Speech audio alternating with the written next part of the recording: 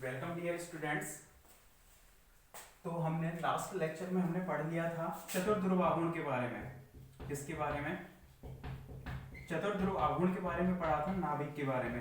तो नाभिक का चतुर्ध्रुव आघूर्ण हमने जो पढ़ा था, जिसको हम नॉर्मली किससे P0 P1 P2 से रिप्रेजेंट कर रहे थे, और उसकी वैल्यू कितनी थी? रो 3z² - kr² dv अपॉन में 2 को ले रहे थे इन क्लासिकल, और 2 को अगर नहीं ले यहाँ पर तो वो किस में था? क्वांटम मैकेनिक्स में था। तो ठीक है, तो यहाँ पर इसके आधार पर हम उस चतुर्ध्रुव आघूर्ण के आधार पर हम जो नाभिक है उसकी शेप के बारे में बात कर रहे थे कि यदि 3z² = r² है तो गोलीय हो जाएगा, 3z² > r² है तो इस स्थिति में दीर्घाक्ष हो जाएगा, और यदि 3z² r² है तो इस स्थिति में वो लघुअक्ष गोलाभ हो जाएगा। इस तरह से हमने चतुर्ध्रुव आघूर्ण के आधार पर उस नाभिक की शेप के बारे में हम क्या कर सकते हैं? जानकारी प्राप्त कर सकते हैं। अब इसके आगे है नाभिकीय चुंबकीय आघूर्ण। जैसे कि विद्युत द्विध्रुव आघूर्ण होता है, उसी तरह से चुंबकीय द्विध्रुव आघूर्ण होता है। कैसे? इसको हम लिख भी सकते हैं नाभिकीय चुंबकीय द्विध्रुव आघूर्ण। कौन सा आघूर्ण है ये? द्विध्रुव आघूर्ण। मतलब क्या है? देखिए कि जब तक कोई भी चार्ज पार्टिकल स्थिरावस्था में है, जब तक कोई भी चार्ज पार्टिकल चाहे वो प्लस में हो चाहे माइनस में हो, वो जब तक स्थिरावस्था में है, there is no magnetic field, वहां पर कोई भी मैग्नेटिक फील्ड नहीं होगा, वहां पर केवल और केवल होगा इलेक्ट्रिक फील्ड। यहाँ पर होगा कौन सा फील्ड? इलेक्ट्रिक फील्ड होगा ओनली।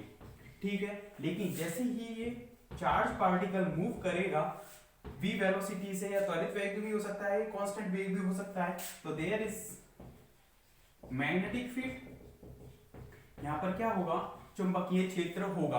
अब चुंबकीय क्षेत्र होने से मतलब क्या है? चुंबक होगी मतलब उसके द्विध्रुव होंगे N और S, नॉर्थ पोल और साउथ पोल।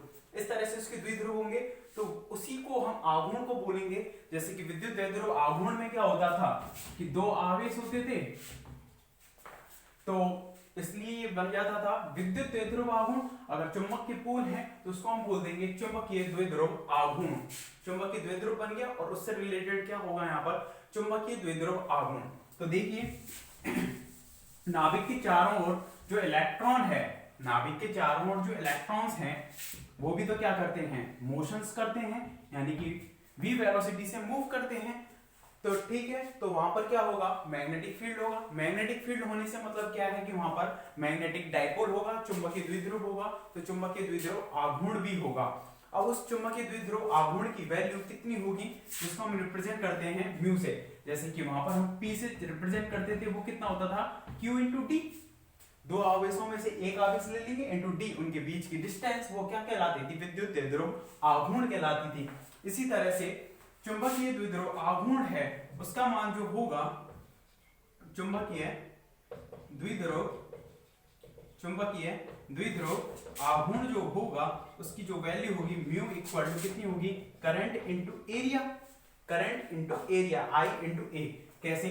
कि यदि हमने मान लिया कि यह r त्रिज्या के प्रत्येक पथ में जो इलेक्ट्रॉन है यहाँ पर मोशन कर रहा है, और कितने वेलोसिटी से कर रहा है? v वेलोसिटी से यहाँ पर क्या कर रहा है? इलेक्ट्रॉन मोशन कर रहा है r त्रिज्या के एक पथ में। तो चुंबकीय द्विध्रुव आघूर्ण का मान है वो कितना हो जाएगा? Current into area. अब आवेश गतिशील है और आवेश का प्रवाही तो क्या कहलाएगा? करंट होगा। तो यहाँ पर एक करंट होगा, करंट इंटू एरिया। तो इससे रिलेटेड ये कितना एरिया कवर कर रहा है? Into area. वो कितने के बराबर होगा? म्यू के बराबर। अब ध्यान देना, इलेक्ट्रॉन है यहाँ पर कितने प्रकार की गति करेगा? अगर हम इलेक्ट्रॉन के लिए बात करें या प्रोटॉन या न्यूट्रॉन्स के लिए बात करें, तो सभी अपनी कक्षीय गति के साथ साथ क्या भी करते हैं? स्पिन मोशन भी करते हैं। अपने अक्ष पर भी क्या करते हैं? गति करते हैं। कौन कौन सी गति हो गई? तो फिर वहां पर एक तो उसकी कक्षीय गति हो गई, कोई भी चार्ज पार्टिकल हो या नॉन चार्ज पार्टिकल हो, कक्षीय गति के साथ साथ कौन सी गति भी कर रहा है? वो प्रचक्रण गति भी कर रहा है। कक्षीय गति तो हो ही रही है, साथ ही साथ कौन सी गति हो रही है? प्रचक्रण गति भी हो रही है। तो चुंबकीय द्विध्रुव आघूर्ण हम पहले जो कैलकुलेट कर रहे हैं वो कौन सा वाला कर रहे हैं? उसकी कक्षीय गति के कारण। किसकी गति के कारण? कक्षीय गति के कारण जो चुंबकीय द्विध्रुव आघूर्ण है उसकी वैल्यू कितनी होगी? तो इसलिए हमने इसको रिप्रेजेंट कर दिया म्यू एल से। कितना? म्यू एल से। वेक्टर फॉर्म में नहीं लिख रहे हैं क्योंकि हमने नॉर्मल ले रहे हैं इसको। तो म्यू एल इक्वल टू कितना हो जाएगा? Current into area. करंट कितना हो जाएगा बताओ यहाँ पर। अगर हम इलेक्ट्रॉन के लिए बात करें तो आवेश के प्रवाह की दर, आवेश के प्रवाह की दर यानी कि Q अपॉन T I हो जाएगा इंटू एरिया, एरिया कितना हो जाएगा पाई आर स्क्वायर। कितना एरिया कवर कर रहा है, वृत्त है, वृत्त का क्षेत्रफल कितना हो जाएगा पाई आर स्क्वायर। तो Q अपॉन T क्या है समय। एक इलेक्ट्रॉन को एक वृत्तीय पथ में घूमने में, एक पूरा चक्कर लगाने में कितना समय लग रहा है, तो समय बराबर होता है दूरी बटे चाल। तो दूरी वो कितना कवर कर लेगा यहाँ तक, यहाँ एक वृत्तीय पथ में 2 पाई आर परिधि के बराबर, तो 2 पाई आर दूरी बटे चाल। तो चाल उसकी हमने v मानी है, v वेलोसिटी से। पहले फोकस करें पूरा इधर, उसके बाद लिखना प्रारंभ करेंगे, ये ध्यान रखना। अभी से ना लिखें क्योंकि यहाँ पर लैंग्वेज लिखवाऊंगा। तो चार्ज अपॉन टाइम, तो टाइम को हमने लिख दिया दूरी बटी चार, और यहाँ पर कितना हो जाएगा ये pi R square. Pi R से पाई आर जाएगा तो Q V R, pi R से पाई आर गया तो क्यू वी आर अपॉन कितना बच जाएगा 2 बच जाएगा। इसमें हम क्या करते हैं, ऊपर नीचे m से मल्टीप्लाई कर दिया। m से मल्टीप्लाई क्यों किया है, क्योंकि जो कक्षीय कोणीय संवेग होता है, कक्षीय कोणीय संवेग जो होता है वो कितना होता है m संवेग इंटू दूरी, तो एम वी इंटू आर, संवेग इंटू दूरी कितना हो गया Q अपॉन 2m को तो हमने बाहर ले लिया, एम वी आर को हमने लिख दिया L वेक्टर।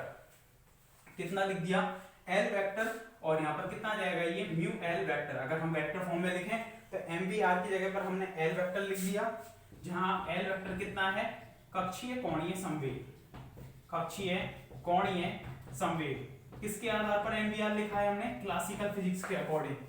क्लासिकल फिजिक्स में इसकी वैल्यू कितनी होती है mvr, लेकिन वास्तव में L वेक्टर कक्षीय कोणीय संवेग में पहले ही पढ़ा चुका हूं, उसकी जो वैल्यू है वो कितनी होती है बताओ, root of L into L plus one H cut, L into L plus one का रूट एच कट, जहां स्मॉल l आपको पता है क्या होगा कक्षीय क्वांटम नंबर। तो यहां तक लिख दिया हमने। अब हम इसमें क्या करते हैं, mu L vector equal to Q कितना होगा, इलेक्ट्रॉन का चार्ज E के बराबर होगा, तो E अपॉन 2m। अब हम क्या करते हैं यहाँ पर ऊपर और नीचे, ऊपर और नीचे अगर हम इसमें h कट का क्या कर दें, गुणा कर दें, नीचे और ऊपर h कट का, तो कोई फर्क पड़ेगा नहीं पड़ेगा। तो ठीक है, यहां तक हमने इस चीज को कर दिया, या इसको हम जनरली इस रूप में और लिखते हैं। जनरली अगर हम बात करें तो इसको हम लिखते हैं mu L vector equal to GL, यहाँ पर जीएल आता है ई एच कट अपॉन 2m और L vector upon H cut. ये फॉर्मूला इसका जनरली है सामान्य रूप में। और यहाँ पर ये जीएल आया है, वो इलेक्ट्रॉन के लिए तो 1 हो जाएगा, लेकिन हमारी जो हेडिंग थी वो क्या थी, नाभिकीय चुंबकीय आघूर्ण, मतलब नाभिक में उपस्थित जो प्रोटॉन्स हैं, जो न्यूट्रॉन्स हैं, उनके लिए हम बात कर रहे हैं कक्षीय चुंबकीय आघूर्ण की, ना कि इलेक्ट्रॉन्स के लिए बात कर रहे हैं। तो ये कहलाएगा यहाँ पर कक्षीय जी गुणक। इसकी वैल्यू जीएल की अलग अलग होती है प्रोटॉन्स और न्यूट्रॉन्स के लिए, जो भी कक्षा होगी एल का मान होगा उसके अकॉर्डिंग इसका मान है वो चेंज होता है। तो कक्षीय जी गुणक इलेक्ट्रॉन के लिए तो यहाँ पर ऑलवेज कितना आ जाएगा 1 ही आ रहा था, यहाँ पर अपनी तरफ से तो लगाया था हमने जीएल। तो जीएल की वैल्यू है अलग अलग वेरी करती है अलग अलग पार्टिकल के हिसाब से। इलेक्ट्रॉन के लिए तो जीएल की वैल्यू 1 हो जाएगी, जबकि प्रोटॉन और न्यूट्रॉन्स के लिए इसकी वैल्यू अलग अलग होगी। ठीक है, तो इसलिए यहाँ पर हमने प्रोटॉन्स के लिए बात की है, तो कितना आ जाएगा यहाँ पर जीएल जनरली। तो हम आगे भी लिख सकते हैं, अगर हम प्रोटॉन्स के लिए बात करें, प्रोटॉन्स के लिए अगर हम बात करें तो प्रोटॉन के लिए उस पर उसका मास m किसका चल रहा था, ये ध्यान रखना। यहाँ पर m जो हमने मल्टीप्लाई किया था यहाँ पर इलेक्ट्रॉन का मास किया था। अगर हम प्रोटॉन के लिए बात करें, क्योंकि प्रोटॉन भी नाभिक के अंदर कक्षीय गति कर रहा होगा और साथ ही साथ प्रचक्रण गति भी कर रहा होगा, तो प्रोटॉन के लिए या न्यूक्लियॉन्स के लिए, किसी के लिए भी हम कह सकते हैं न्यूक्लियॉन्स के लिए अगर हम बात करें, क्योंकि दोनों ही न्यूक्लियनों का लगभग द्रव्यमान कितना होता है। न्यूक्लियॉन्स के लिए अगर हम बात करें तो mu L vector equal to कितना आ जाएगा G L E H cut upon 2 MP और एम एल, यानी मास ऑफ प्रोटॉन और मास ऑफ न्यूट्रॉन लगभग एक दूसरे के बराबर होते हैं, तो हमने यहाँ यूज कर लिया एमपी या फिर एम एन भी लिख सकते हो, और एल वेक्टर अपॉन कितना हो जाएगा ये एच कट। तो ये क्या आ गया, कक्षीय कोणीय संवेग आ गया न्यूक्लियॉन्स का। न्यूक्लियॉन्स से मतलब प्रोटॉन का अथवा न्यूट्रॉन का। इसी तरह से ये तो किसी मतलब ये तो चुंबकीय आघूर्ण रहा और ये कोणीय संवेग रहा, कक्षीय कोणीय संवेग कक्षीय चुंबकीय आघूर्ण। इन दोनों में किसको रिप्रेजेंट कर रहा है, ये संबंध को रिप्रेजेंट कर रहा है। ये तो हमने किसी उसको वेक्टर फॉर्म में लिख दिया। अगर हम किसी विशिष्ट दिशा z में बात करें तो किसी विशिष्ट दिशा z में, किसी विशिष्ट दिशा z में जो चुंबकीय आघूर्ण होगा वो कितना होगा, तो यहां से हमने म्यू एल वेक्टर, इसका कौन सा कंपोनेंट निकाल रहे हैं, z कंपोनेंट, वो कितना होगा यहाँ पर GL E H cut upon 2 MP, और ये कितना हो जाएगा LZ upon H cut, LZ upon H cut. यहाँ पर L वेक्टर को तो हम इस तरह से लिख रहे थे, और यहाँ पर जो LZ है उसको हम किस तरह से लिख रहे थे बता सकते हो, ML H कट। चुंबकीय क्वांटम नंबर से, तो कक्षीय चुंबकीय क्वांटम नंबर है जिसकी वैल्यू कहां से कहां तक होती है, -L से +L तक, -L से +L तक ml की वैल्यू। तो उस आधार पर हम इसको लिख सकते हैं कि हेयर ml कितना हो जाएगा, LZ equal to ML H cut, और इसके बारे में मैं पहले ही बता चुका हूं इसलिए ज्यादा नहीं लिखाऊंगा इसके बारे में। तो म्यू एल जेड किसी विशिष्ट डायरेक्शन में ये हो गया, जहां पर म्यू एन से रिप्रेजेंट किया जाता है ई एच कट अपॉन 2 MP, जो क्वांटिटी है म्यू एन, यहां पर एक कांस्टेंट क्वांटिटी आ रही है ई एच कट अपॉन 2 MP, इसको यहां पर बोला जाता है म्यू एन। म्यू एन क्या है, न्यूक्लियर मैग्नेटॉन, क्या बोला जाएगा इसको, न्यूक्लियर मैग्नेटॉन, नाभिकीय मैग्नेटॉन। किस तरह से, जिस तरह से हम इलेक्ट्रॉन के केस में शायद आपने पढ़ा हो ईएम में फर्स्ट ईयर में कि mu N equal to E H cut upon 2 mass of electron आ जाता है, एम ई आ जाता है, यहाँ पर इलेक्ट्रॉन की बात करते, तो उस स्थिति में उसको बोलते थे बोर मैग्नेटॉन, बोर मैग्नेटॉन, जिसको रिप्रेजेंट करते थे म्यू बी से, इस तरह से बोर मैग्नेटॉन। तो यहाँ पर क्या है, ये न्यूक्लियर मैग्नेटॉन है म्यू एन, जिसको हम रिप्रेजेंट कर रहे हैं ई एच कट अपॉन 2 MP से। तो कक्षीय चुंबकीय जो आघूर्ण है किसी विशिष्ट डायरेक्शन में, तो इस फॉर्मूले से लिखा जाएगा प्रोटॉन अथवा न्यूट्रॉन्स के लिए, सॉरी वेक्टर फॉर्म में, और किसी विशिष्ट डायरेक्शन में हम बात करें जेड डायरेक्शन में तो वो इस फॉर्मूले से लिखा जाएगा। यहाँ पर GL तो क्या है, कक्षीय जी गुणक, GL तो क्या है यहाँ पर कक्षीय जी गुणक है, और ई H cut upon 2 MP constant quantity हो गई, जिसकी वैल्यू है उसको हम बोल रहे हैं न्यूक्लियर मैग्नेटॉन, और LZ क्या है विशिष्ट डायरेक्शन में कक्षीय कोणीय संवेग, और H कट तो आपको पता है संशोधित प्लांक कांस्टेंट। इसकी अगर हम वैल्यू निकालना चाहें तो वो भी निकाल सकते हैं यहाँ पर इस तरह से कि म्यू एन इक्वल टू सभी कांस्टेंट है 1.6 × 10⁻19 हो जाएगा, H कट कितना हो जाएगा बताओ, 1.05 × 10⁻34 upon 2 MP mass of proton कितना होगा 1.67 × 10⁻27 किलोग्राम। ये सारी कांस्टेंट वैल्यू हैं। यदि हम म्यू एन कैपिटल एन से न्यूक्लियर मैग्नेटॉन को रिप्रेजेंट करते हैं, अगर इन वैल्यूज को अगर हम सॉल्व करें, इन वैल्यूज को अगर हम यहाँ पर सॉल्व करें तो लगभग हमारे पास आता है म्यू एन इक्वल टू 5.05 × 10⁻27 कितना आएगा 5.05 × 10⁻27, और इसका मात्रक होगा joule per Tesla, joule per tesla, या हो जाएगा मात्रक एम्पियर इंटू मीटर स्क्वायर, क्या हो जाएगा एम्पियर इंटू मीटर स्क्वायर, इसका क्या हो जाएगा मात्रक हो जाएगा।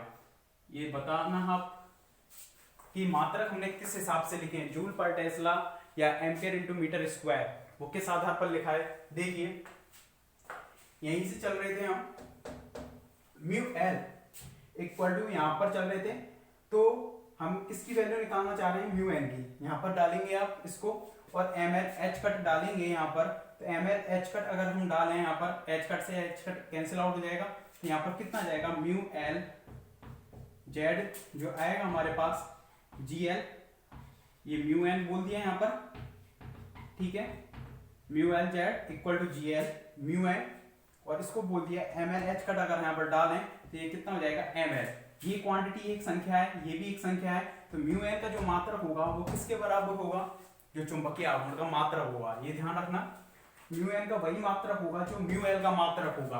अब म्यू एल क्या है, ये रहा, म्यू एल कहाँ है, ये रहा, इसका मात्रक कितना हो जाएगा एम्पियर इंटू मीटर स्क्वायर, तो इसका मात्रक हमने लिख दिया एम्पियर इंटू मीटर स्क्वायर। अब दूसरा वाला है joule per Tesla, joule per Tesla, वो किस आधार पर लिखा है बताओ? जूल पर टेस्ला, ये किस आधार पर लिखा है? कौन से फॉर्मूले पर हमने joule per Tesla mu L का मात्रक लिखा है? तो देखिए एक चीज तो यहां से समझ में आई, जो म्यू एल का मात्रक होगा वही म्यू एल का होगा, दोनों का सेम होगा, क्योंकि जी एल और एम एल दोनों क्या है, वो तो एक नंबर है। तो देखिए इस पर, जैसे कि आप स्थितिज ऊर्जा पढ़ते हो विद्युत द्विध्रुव की, तो वो कितनी होती है? माइनस की P dot E vector, P vector dot E vector. P क्या है? डाइपोल मूवमेंट, द्विध्रुव आघूर्ण, पढ़ा हो शायद आपने 12th में, शायद क्या कंफर्म पढ़ा है कि जो द्विध्रुव है उसकी स्थितिज ऊर्जा कितनी होती है? माइनस की पी डॉट ई, इस तरह से। अरे इससे याद आ जाएगा, टॉ पढ़ा होगा, P cross E, dipole movement into electric field, इस तरह से। तो उसी से है ये, तो वहीं पर निकालते थे u इक्वल टू माइनस के पी डॉट ई। तो इसी तरह से अगर हम चुंबक है, तो चुंबक की वजह से चुंबकीय द्विध्रुव बनना है, तो उसके लिए जो स्थितिज ऊर्जा होगी वो कितनी होगी? माइनस, यहाँ पर विद्युत द्विध्रुव आघूर्ण है, यहाँ पर चुंबकीय द्विध्रुव आघूर्ण आ जाएगा म्यू एल, और डॉट इलेक्ट्रिक फील्ड की जगह आ जाएगा मैग्नेटिक फील्ड। अगर इस मात्रक, इससे हम मात्रक निकालें उसका म्यू एल का, वो कितना आएगा? जूल पर कितना? टेस्ला। चुंबकीय क्षेत्र का मात्रक होता है टेस्ला। तो इस मात्रक से, उससे निकाला है इस फॉर्मूले से जूल पर टेस्ला, और म्यू एल इक्वल टू आई ए से निकाला है एम्पीयर इनटू मीटर स्क्वायर। कोई सा भी लिख सकते हैं, लेकिन इसका जो वैल्यू आएगी 5.05 इंटू 10⁻⁻⁻27 आएगी। ये ध्यान रखना, कितनी आएगी? 5.05 इंटू 10⁻⁻⁻27। तो अब हेडिंग डालना है यहाँ पर, नाभिकीय चुंबकीय द्विध्रुव आघूर्ण, नाभिकीय चुंबकीय द्विध्रुव आघूर्ण। हम तो केस लेकर चल रहे थे यहाँ पर इलेक्ट्रॉन का, लेकिन इलेक्ट्रॉन पर चर्चा करते हुए हमने बेसिकली किस पर बात की थी? प्रोटॉन्स और न्यूट्रॉन्स पर, कहें तो न्यूक्लियॉन्स। किसके लिए? न्यूक्लियॉन्स के लिए। तो नाभिकीय चुंबकीय द्विध्रुव आघूर्ण हेडिंग डालकर लिखना है इसमें, लिखना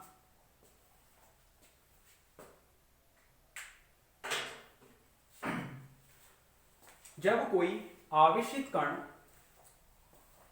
हेडिंग डालकर इसमें लिखें, जब कोई आवेशित कण,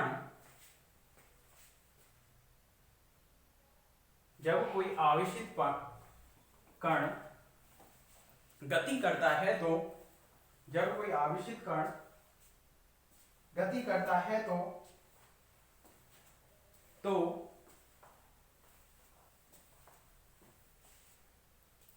उसके कारण चुंबकीय द्विध्रुव उत्पन्न होता है,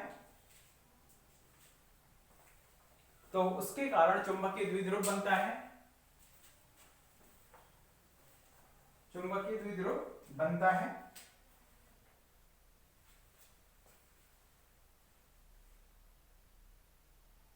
तो इसके कारण चुंबकीय द्विध्रुव बनता है, जिसके कारण चुंबकीय द्विध्रुव आघूर्ण उत्पन्न होता है।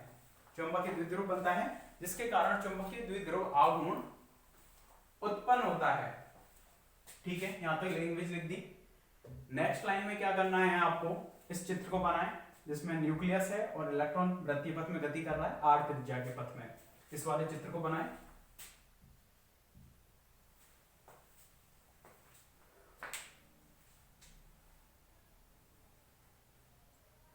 उस वाले को बनाएं।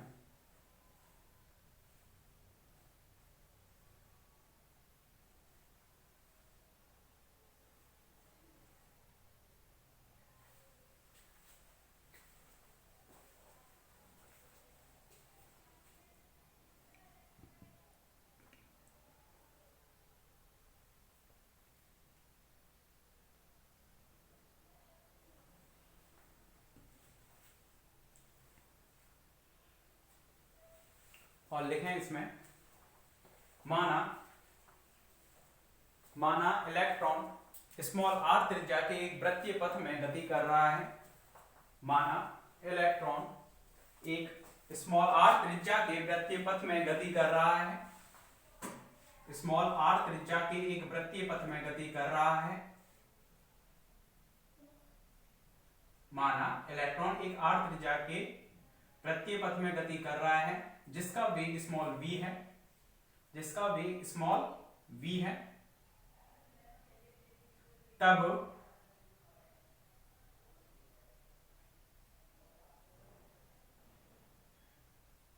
तब कक्षीय चुंबकीय द्विध्रुव आघूर्ण तब कक्षीय चुंबकीय द्विध्रुव आघूर्ण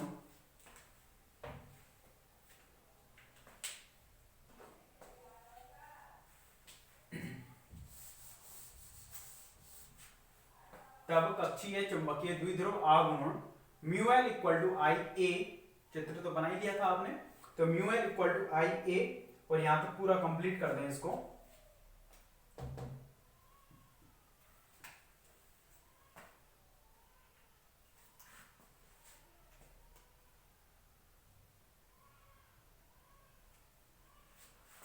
कक्षीय चुंबकीय द्विध्रुव आघूर्ण म्यू एल इक्वल टू आई ए, और इसको कंप्लीट करके यहां तक लिख दें।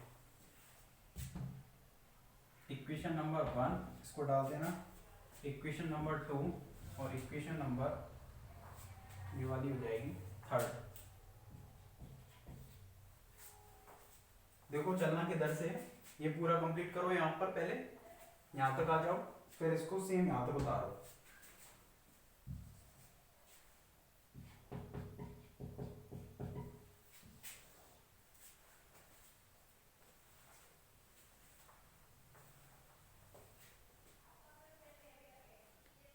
इक्वेशन नंबर 1 जनरली आ जाएगी वो, पहले इलेक्ट्रॉन पर बात कर रहे थे, वहां पर कक्षीय जी गुणक का मान 1 होगा इलेक्ट्रॉन के लिए अगर हम बात करें, लेकिन अगर हम प्रोटॉन न्यूट्रॉन के लिए बात करें तो वहां पर 1 नहीं आएगा, कुछ ना कुछ गुणांक अदर आएगा, कुछ भी हो सकता है वो कक्षा पर डिपेंड करेगा कौन सी कक्षा में है प्रोटॉन और न्यूट्रॉन्स, तो उसके अकॉर्डिंग जीएल की वैल्यू है वो चेंजेबल होगी, इसलिए हमने गुणांक के रूप में उसको जीएल ही लिख दिया, जिसको बोलते हैं कक्षीय जी गुणक।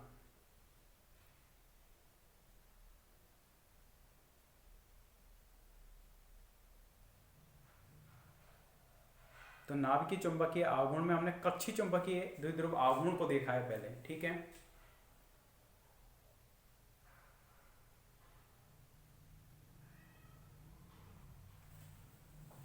कंप्लीट कर दें यहां पर, समीकरण 2 कंप्लीट की है, जो कि कक्षीय चुंबकीय द्विध्रुव आघूर्ण को रिप्रेजेंट कर रहा है कक्षीय कोणीय संवेग से, और यहाँ पर एल वेक्टर क्या है, कक्षीय कोणीय संवेग, ये हम पढ़ चुके हैं, एल वेक्टर, एस वेक्टर, जी वेक्टर, इनको पहले ही पढ़ा चुका हूं मैं, एल वेक्टर, एस वेक्टर और जे वेक्टर। किसी विशिष्ट डायरेक्शन के लिए हम कौन सी क्वांटम नंबर यूज करते हैं, एम एल, एम एस या एम जे। इक्वेशन नंबर 2 हो गई, इधर से इसको मिटा देता हूं मैं।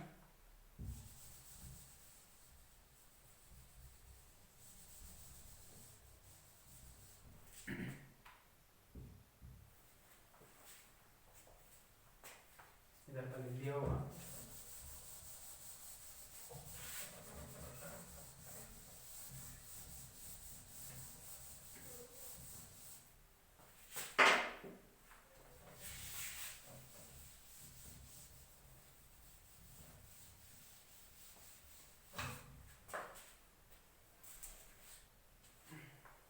पूरा लिखें किसी विशिष्ट दिशा z में, और इक्वेशन नंबर 3 तक लिखें। इक्वेशन नंबर 3 के बाद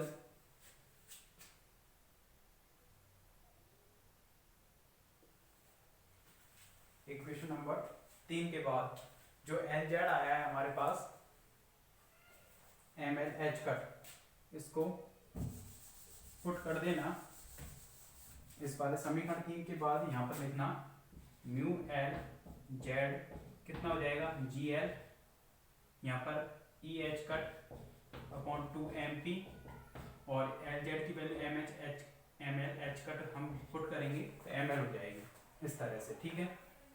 इक्वेशन नंबर 4,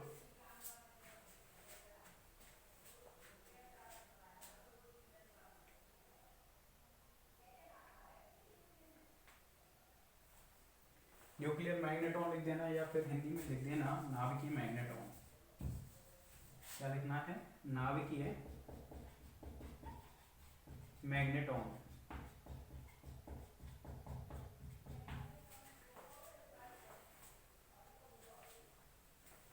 ये चीजें आपकी सॉलिड स्टेट फिजिक्स में भी काम आएंगी, ये ध्यान रखना, वहां पर दोबारा रिवाइज होंगी ये चीजें।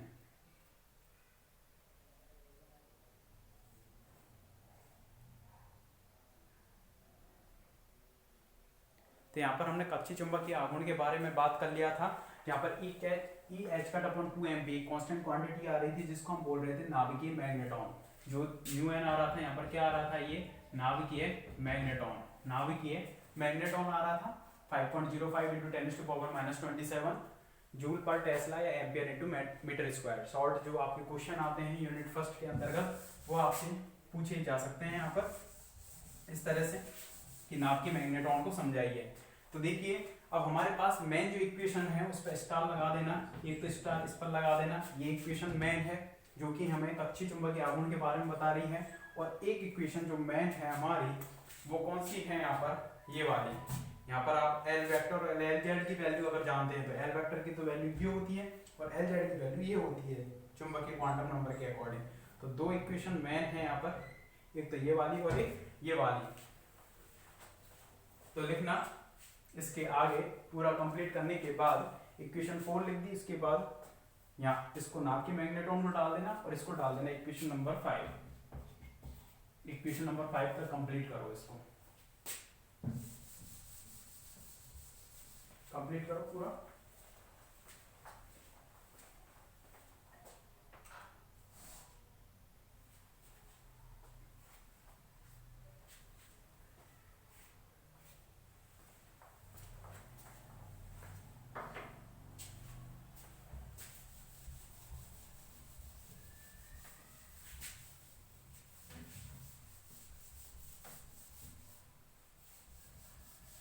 इक्वेशन नंबर 5 लिख देना वहां पर।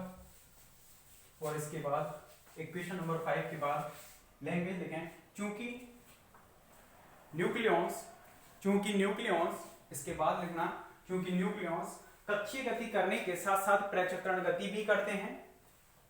क्योंकि न्यूक्लियॉन्स यानी प्रोटॉन हो सकते हैं या फिर न्यूट्रॉन्स हो सकते हैं, कक्षीय गति करने के साथ साथ प्रचक्रण गति करते हैं। अतः प्रचक्रण चुंबकीय आघूर्ण या चुंबकीय द्विध्रुव आघूर्ण जिसको हम रिप्रेजेंट करेंगे वहां म्यू एल से कर रहे थे, इधर देखें म्यू एस वेक्टर से करेंगे, वो कितना हो जाएगा जी एस हो जाएगा। सिमिलरली लिखेंगे समीकरण नंबर 2 को देखते हुए, तो जी एस यहां पर आएगा ई एच कट अपॉन 2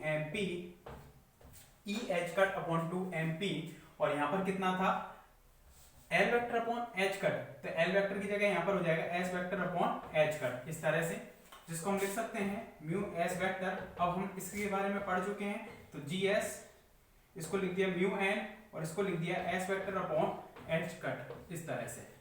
ठीक है, ये तो क्या हो गया प्रचक्रण चुंबकीय आघूर्ण हो गया। हियर एस वेक्टर कितने के बराबर पढ़ा था आपने, इसके बराबर, अरे जी के बराबर पढ़ा था। स्मॉल एस क्या था यहाँ पर प्रचक्रण क्वांटम नंबर, क्या था प्रचक्रण क्वांटम नंबर। अगर हम किसी विशिष्ट दिशा जेड में बात करें तो किसी विशिष्ट दिशा जेड में, तो जेड के लिए बात करें तो म्यू एस वेक्टर का जेड कंपोनेंट इस तरह से लिख सकते हैं, या म्यू एस ब्रैकेट लगाकर जेड लिख सकते हैं। ये कितना जाएगा जी एस म्यू एन। तो यहाँ एस वेक्टर के बारे में बता दिया, ये तो क्या है प्रचक्रण कोणीय संवेग, इसकी वैल्यू ये थी। और यहाँ पर इसके बारे में नहीं बताया जीएस के बारे में, जीएस क्या है प्रचक्रण कक्षीय जी गुणक था, यहाँ पर प्रचक्रण जी गुणक है, इसको क्या बोलेंगे प्रचक्रण जी गुणक। इन दोनों के बारे में पता होना चाहिए। 5 हो गई, इसको डाल देना इक्वेशन नंबर 6। किसी विशिष्ट दिशा जेड के लिए अगर हम बात करें तो जी एस म्यू एन और इसको कितना लिख देंगे एस वेक्टर का Z component S Z upon H cut. Here side में लिख दिया करो कि हेयर जो एस जेड है वो कितने के बराबर होगा M S H cut, M S H cut. M S S इनके बारे में पहले बता चुका हूं, बार बार लिखाऊंगा नहीं। ठीक है, तो हमने किसी विशिष्ट दिशा जेड में किसको भी निकाल दें यहाँ पर प्रचक्रण चुंबकीय आघूर्ण। कक्षीय गति तो कर ही रहा है, कक्षीय गति करने के साथ साथ प्रचक्रण गति भी करेगा और प्रचक्रण गति की वजह से भी चुंबकीय आघूर्ण होगा, उसकी वैल्यू ये रही। यहाँ तक लिखें इसको कंप्लीट, इक्वेशन नंबर 7 तक लिखें कि वेक्टर फॉर्म में और फिर किसी विशिष्ट डायरेक्शन में।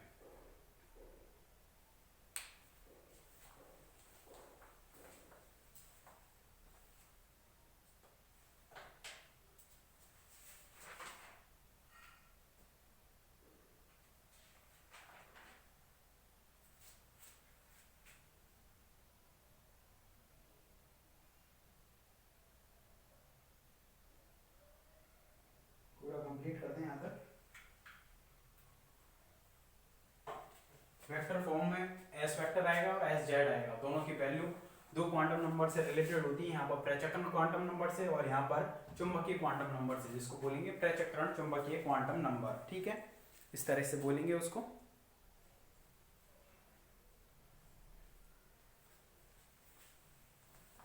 और इसके बाद एक क्वेश्चन नंबर 7 तक लिख दिया, फिर हम कुल चुंबकीय आघूर्ण निकालेंगे, वो निकालेंगे नेक्स्ट लेक्चर में। Okay, thank you.